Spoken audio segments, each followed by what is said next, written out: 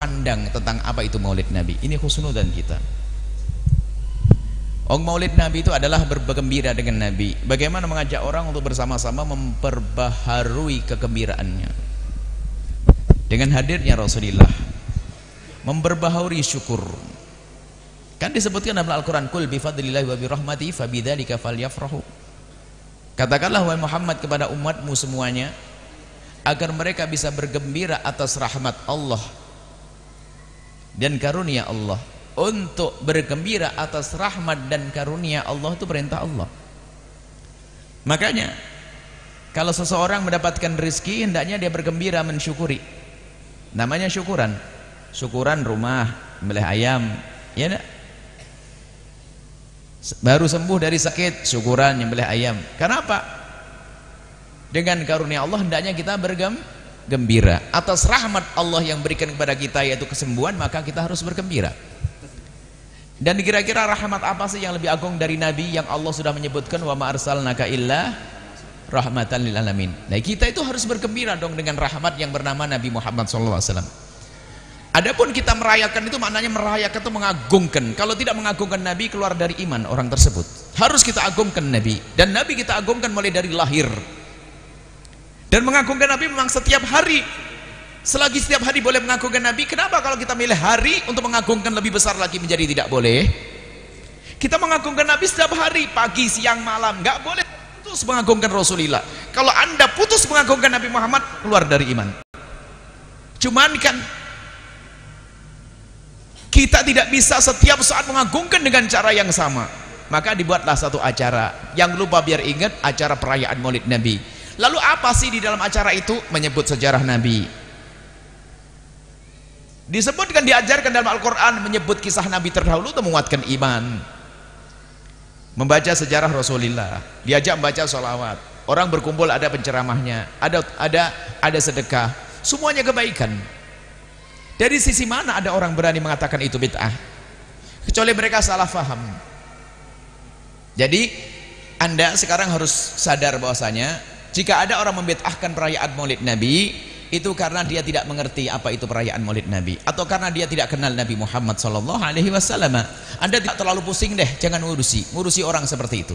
Tetaplah anda berjalan dengan perayaan Maulid Nabi SAW. Besarkan, kalau anda punya duit setiap hari anda maulidan.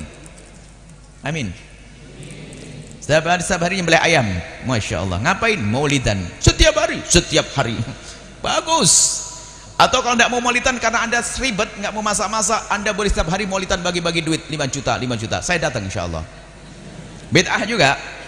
Nah, ini repot nih semua bid'ah. Jadi yang suka mengatakan bid'ah itu adalah karena belum paham, maklumi dia. Dan anda jangan terpengaruh, jangan dibahas orang itu, selesai. Kalau dia bid'ahkan dia. Seperti orang bilang gini, anda melek lalu anda buta.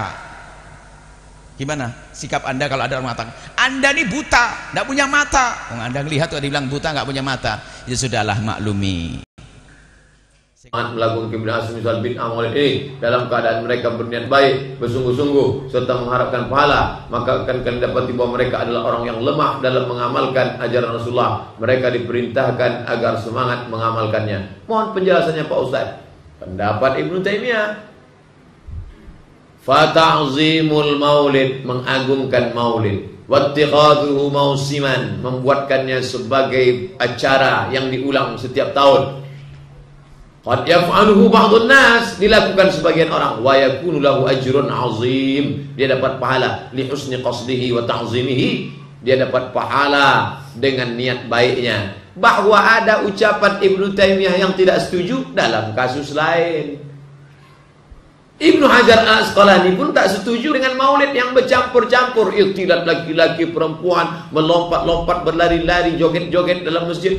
Itu yang tak disetujui. Maka Imam Suyuti boleh bersyarat. Baca Quran, maulid, syair-syair, pembacaan syair-syair. Kalau di Siak atau di mana tetap ada pembacaan maulid. Ada maulid itu artinya syair-syair, simtud durar. Kalau di Palembang orang baca Simtud Durar yang ditulis oleh Syekh Habib As-Saqaf dari Yaman. Kalau di tempat kita biasa Al-Barzanji. Atau ceramah, kemudian tausiah. Selesai. Hadirilah tabligh akbar di Bank Indonesia seputar sejarah Nabi oleh Dr. Reza Safik Basalama. Momennya kapan? Pas maulid. Cuman casingnya aja dirubah, tak ada maulid. Oke, kalau gitu buang aja maulid. Ada kata maulid sini? Ada. Ambil tipek, hapus. Dalam rangka memperingati maulid, tak usah maulid.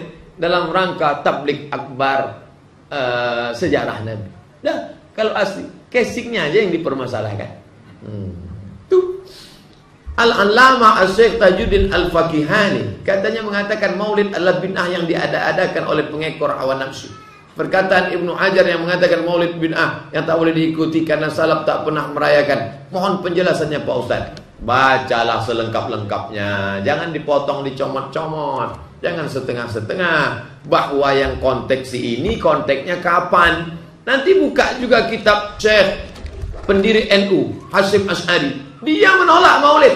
Saya punya bukunya di rumah, Hadjus Sari, Majmu' Mu'allafat Syekh Hasyim Asy'ari. Saya tidak setuju dengan maulid. Saya baca-baca, maulid yang bagaimana? Rupanya di zaman Mbah Hasyim Asy'ari pendiri NU itu, di Pulau Jawa zaman itu di Jawa Timur, orang buat maulid lompat-lompat, lari-lari di masjid, makan malu serak-serak, lalu kemudian berjoget-joget, lalu dipanggil Nabi. Oh, Nabi datanglah, datang macam manggil jelangkung.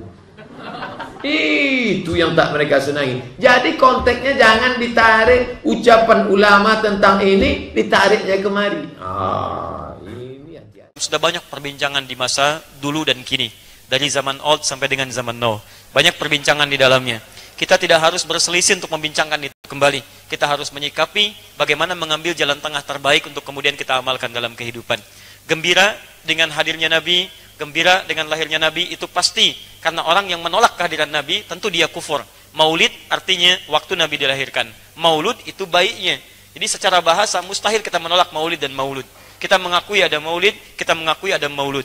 Bagaimana menyikapinya? Kita berbahagia dengan itu semua dan menghadirkan tuntunan-tuntunan Nabi dalam kehidupan kita sesuai dengan yang diperkenankan tuntunan dalam syariat kita.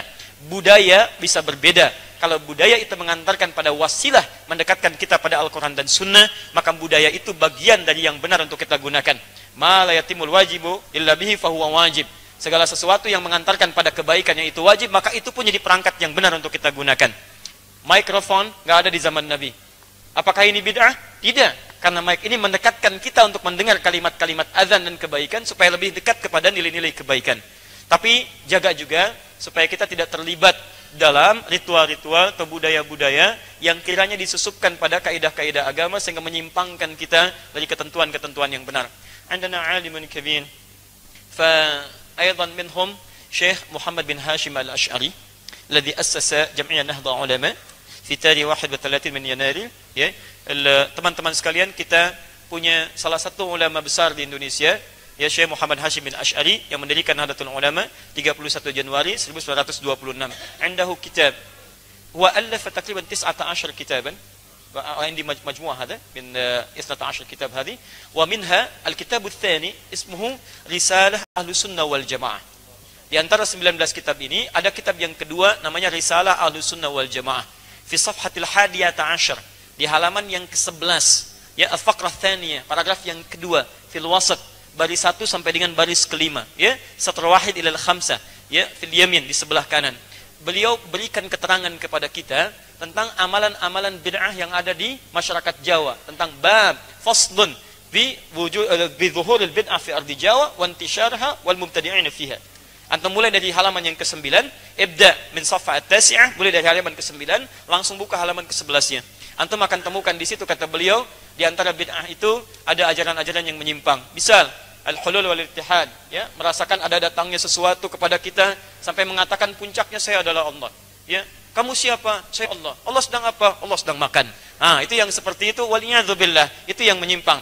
Ya, misal buka lagi antum di sebelah bawahnya, ya, paragraf yang ketiganya, baris 1 sampai dengan baris yang ketiga, paling kiri sebelah bawah, ya, fil yasar tahat, ya, faqrah ats-tsalitsah satr wahid ila ats-tsalits. Disebutkan di situ di antara aliran menyimpang ada juga yang ahli zikir. Ahli zikir, lakin dzakar Syekh bi annahu min dhimn ad-dhalah. Jadi manhum, siapa haula, siapa mereka itu? Yaitu humul ladzina ya, mereka itulah orang-orang yang yasifuna anfusahum, mereka menyebut dirinya sendiri, ya, sudah sampai hum yasilu ila darajah, yani haitsu innahum wasafu anfusahum bi annahum qad ta'allaqa billahi subhanahu wa ta'ala.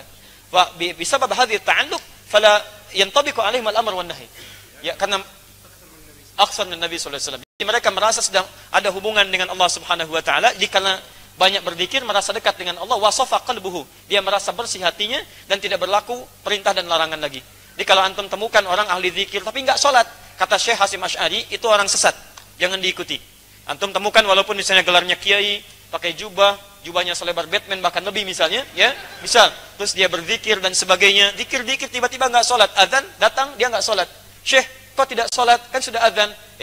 Nanda baru latihan. Kalau saya, jasad sedang sholat, tapi roh, jasad sedang bicara, tapi roh sedang sholat di hadapan Allah. Nah, kalau kata beliau, kalau ada aliran yang seperti itu yang menyimpang. Zikirnya tidak menyimpang.